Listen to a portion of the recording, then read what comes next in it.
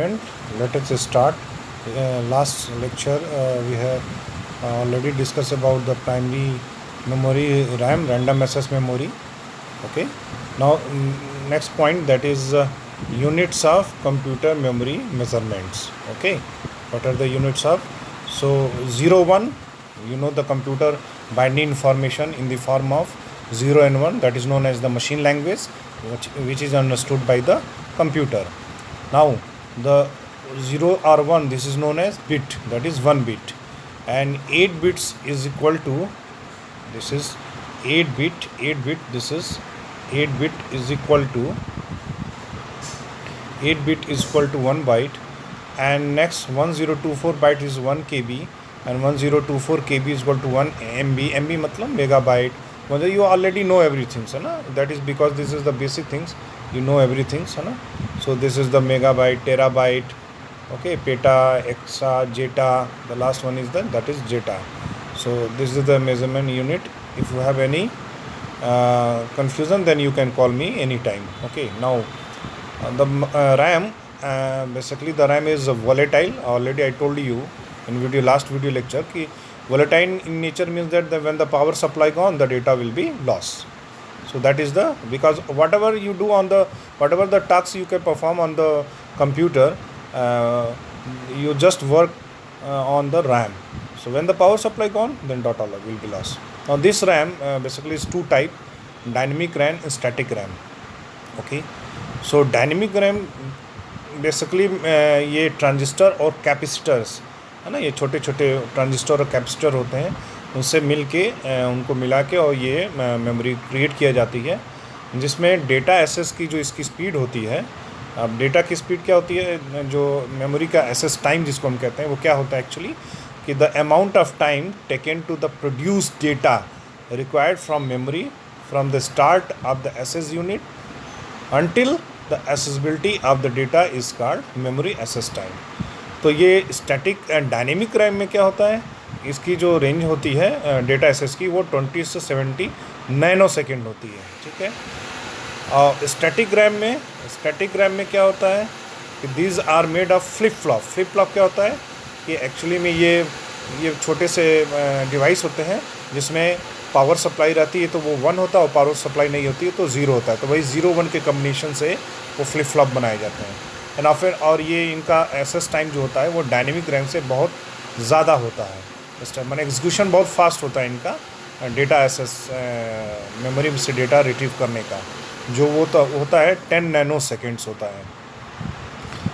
और basically static RAM जो है, स्टैटिक ये वर्ड जो है हम यूज़ करते हैं जब हम प्रोग्रामिंग करते हैं सी लैंग्वेज या और भी कुछ प्रोग्रामिंग जिसमें स्टैटिक कीवर्ड का यूज़ करते हैं. तो स्टैटिक एक रजिस्टर होता है, बेसिकली उसी रैम को हम यूज़ करते हैं प्रोग्राम की पॉइंट ऑफ व्यू से. उसमें होता क्या है कि हम वैल्यू किसी एक वेरिएबल के अंदर वैल्यू को बार बार अपडेट कर सकते हैं एट ए टाइम, जब तक प्रोग्राम है तब तक अपडेट कर सकते हैं. तो static RAM basically programming point of view से यूज़ करते हैं.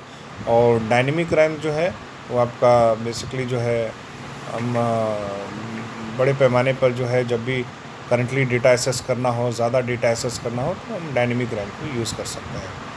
उसके बाद से नेक्स्ट पॉइंट है ROM, read only memory. Read only memory जो होता है ये भी आपका प्राइमरी मेमोरी के पार्ट में आता है, लेकिन ये बेसिकली यूज़र के लिए यूज़ नहीं होता है. ये at the time of manufacture, जब कंप्यूटर डेवलप किया जाता है, कंपनी बनाती है कंप्यूटर, तो उस समय वो रोम चिप बनती है. एक चिप होती है जिसके अंदर जो है या तो अल्ट्रा वायलेट या इलेक्ट्रिकल सिग्नल्स के थ्रू जो है हम इंफॉर्मेशन उसमें लिखते हैं. ठीक है. तो आप देखते हो कि जब भी सिस्टम आपका बूट होता है, सिस्टम मतलब जब भी आप ऑन करते हो तो होता क्या है कि आप देखते हो मॉनिटर पे कुछ इन्फॉर्मेशन पहले से लिखा आती है ना. तो वो इन्फॉर्मेशन कहाँ रहती है, कहाँ स्टोर रहती है, वो स्टोर रहती है रोम में. इसीलिए इसको कहा गया non volatile memory. Non volatile का मतलब पावर सप्लाई आया जाए, इसके कंटेंट हमेशा परमानेंट क्या रहेंगे, सेव रहेंगे. अब इसके बाद हम लोग देखेंगे इस रोम के पार्ट्स होते हैं, जिसमें सबसे पहला होता है पी रोम है. पी रोम मतलब हो गया प्रोग्रामेबल रीड ओनली मेमोरी. दो सिंपल वही जो है आप कंटेंट को जो भी चिप के ऊपर इंफॉर्मेशन लिखती हो, वन टाइम प्रोग्रामेबल होता है. एक जब इंफॉर्मेशन लिखती हो तो उसको कहते हैं पी रोम. नेक्स्ट होता है erasable programmable read only memory.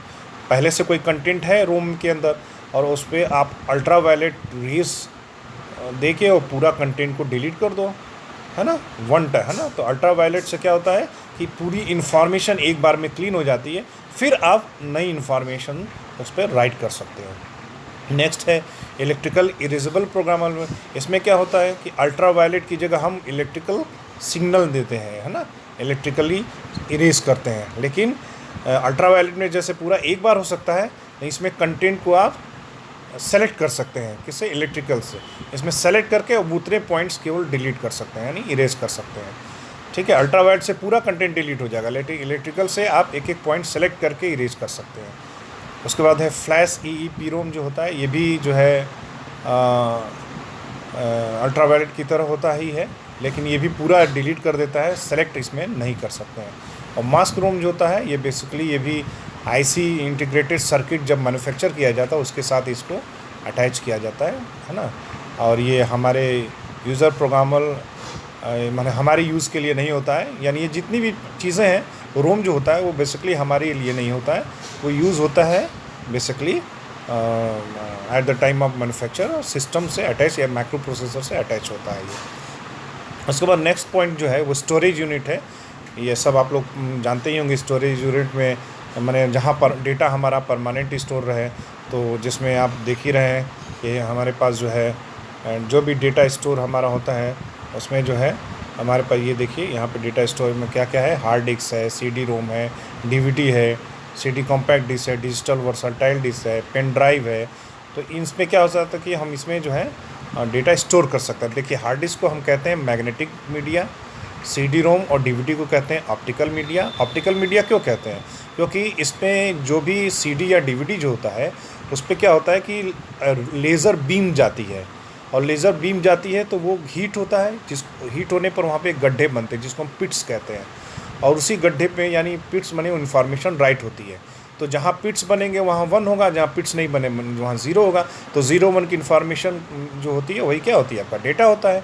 तो इसीलिए इसको कहा जाता है ऑप्टिकल, ठीक है। और पेन ड्राइव जो है फ्लैश मेमोरी होती है, इसको हम लोग बाद में डिस्कस करेंगे, ठीक है।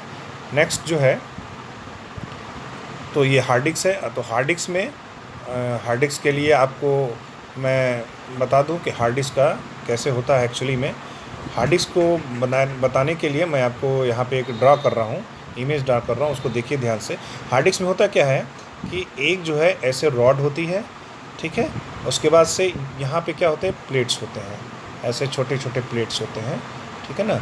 ये प्लेट्स जो होते हैं एक दूसरे के ऊपर, तो जो सबसे टॉप का प्लेट से ऊपर का सरफेस है इसको 0 कहते हैं, इसको कहते हैं 0। और इसी प्लेट के नीचे बॉटम वाले सरफेस को कहते हैं 1, ठीक है। और ये जो रॉड होता है, ये रॉड क्या होता है, ये घूमता है, मूव करता है, और इसी रॉड से इस सरफेस के ऊपर और इस सरफेस के नीचे, फिर इस सरफेस ऊपर और इस सरफेस के नीचे, फिर इस सरफेस के ऊपर इस सरफेस के नीचे, फिर इस सरफेस के ऊपर इस सरफेस के नीचे। इसमें क्या होता है कि वो मूवेल रीड और राइट हेड होते हैं, इसको कहते हैं RW हेड। जैसे आप लोगों ने पहले ज़माने में देखा होगा वो जो है माइक्रोफोन कह रहा हूँ, पहले ज़माने में जो है वो ग्रामोफोन जो यूज़ करते थे वो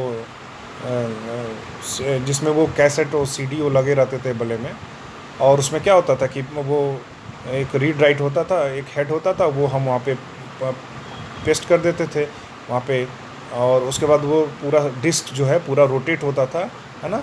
इसीलिए उसमें क्या होता था कि वो सर्कुलर, उसको कहते थे सर्कुलर डेटा एसेसिंग। उसमें क्या होता था कि रखते थे और ऐसे ऐसे घूमता था और फिर गाना आप पूरा सुनते थे उसमें। लेकिन इसमें क्या है, इसमें ये रीड राइट हेड होता है कि इसमें ऊपर और नीचे के सरफेस में होता है। हार्ड डिस्क में ऐसे छोटे प्लेट होते हैं और इसी प्लेट्स के ऊपर इन्फॉर्मेशन लिखी रहती है। ये जो रॉड है, ये रॉड जो है ये मूव करता है, घूमता है फ्रॉम लेफ़्ट टू राइट बहुत तेज़ी से, और स्पिन करता है, और ये इसके ऊपर की सारी इन्फॉर्मेशन हम इसको देख लेते हैं, ठीक है ना। उसको रीड और राइट कर देते हैं, रीड करते हैं और राइट करते हैं।